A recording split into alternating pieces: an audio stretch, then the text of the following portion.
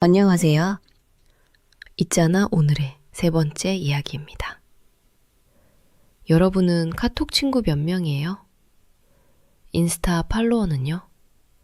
합치면 몇백 명 되려나요? 팔로워로 이야기하면 몇십, 몇백만도 있겠네요. 그럼 두 번째 질문. 지난 한 달 동안 진심으로 속 편한 대화를 한 사람은 몇 명이에요? 저는 5손가락도 채 못 채우는 것 같습니다. 우리는 역사상 가장 연결된 시대를 살고 있어요. 스마트폰만 켜면 전 세계 누구와도 연결되죠. 그래서 첫 번째 질문에서 숫자가 적으면 조금 민망할 수도 있습니다. 그런데 참 이상하게도 우리는 역사상 가장 외로운 시대를 마주하고 있기도 합니다. 두 번째 질문에서 숫자가 적은 것이 이상하지 않을 정도로요. SNS에서는 웃고 있지만 집에 와서는 텅 빈 기분. 친구는 많은데 마음을 털어놓을 사람은 없고 사람들 사이에 있어도 혼자인 것 같은 느낌. 오늘은 이런 기분을 느끼는 분들과 함께 20세기 초에 진짜 관계가 뭔지 고민한 한 철학자를 알아보려고 합니다. 이 사람의 이름은 마르틴 부버. 부버는 1878년 오스트리아에서 태어난 유대인 철학자예요. 이 사람은 어릴 때부터 관계에 대해 고민할 수밖에 없는 환경에 있었어요. 3살 때 엄마가 갑자기 집을 나갔거든요. 아빠는 그 어린 부버를 할아버지 집에 맡기고 떠나버렸고요. 3살짜리 아이가 엄마는 왜 나를 버렸을까? 나는 사랑받을 가치가 없는 걸까? 이런 생각을 하게 된 거예요.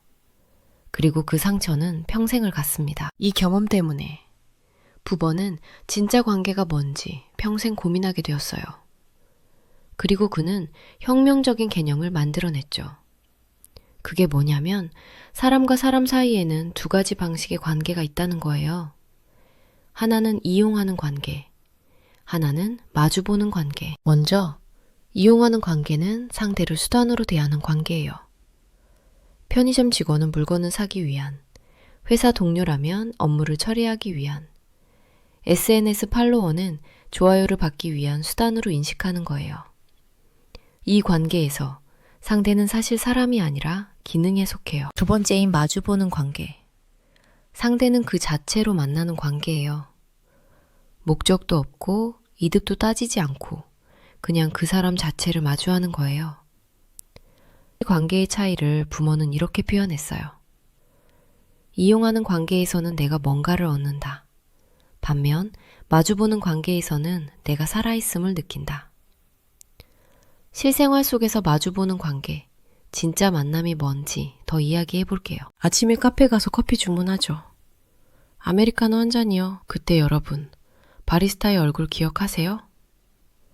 그 사람이 피곤해 보였는지, 웃고 있었는지, 안 보고 그냥 커피만 받아서 나온다면 이용하는 관계예요. 그런데 바리스타가 인사를 했어요. 오늘 피곤해 보이세요. 괜찮으세요? 그 순간 내 관계에 생명력이 생기면서 그 사람은 더 이상 커피 만드는 기능이 아니고 나를 봐주는 한 사람, 마주보는 대상으로 전환하게 돼요. 어디선가 우울증에서 벗어나려면 실생활에서 만나는 작은 인연과 대화를 자주 하라는 말이 있는데 여기서 착안된 것 같아요. 그런데 말이죠. 마주보고 대화를 하면서도 이런 경우가 있습니다. 상대가 얘기하는데 사실 안 듣고 있어요. 머릿속으로는 내가 뭐라고 대답할까를 생각하고 있죠. 마음이 급해지면 상대 얘기 다 듣기도 전에 아, 나도 비슷한 경험 있어 하면서 내 얘기 시작해버리는 거예요. 사실 매우 익숙한 장면이죠. 부모는 이런 행태에 대해 이렇게 말했어요.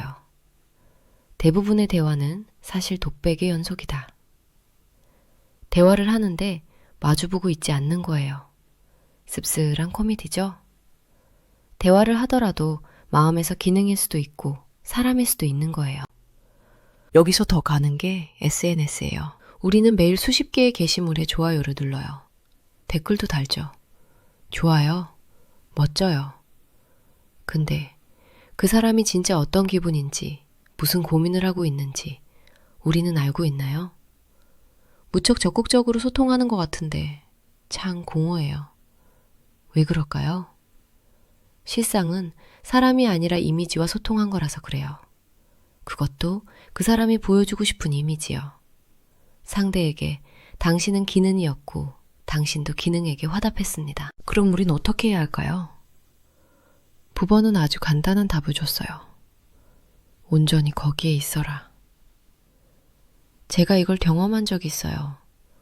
몇 년 전에 친구가 힘든 일이 있어서 만났어요.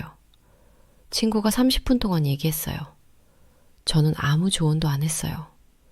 이렇게 해봐, 저렇게 해봐, 이런 말 안 했어요. 그냥 들었어요.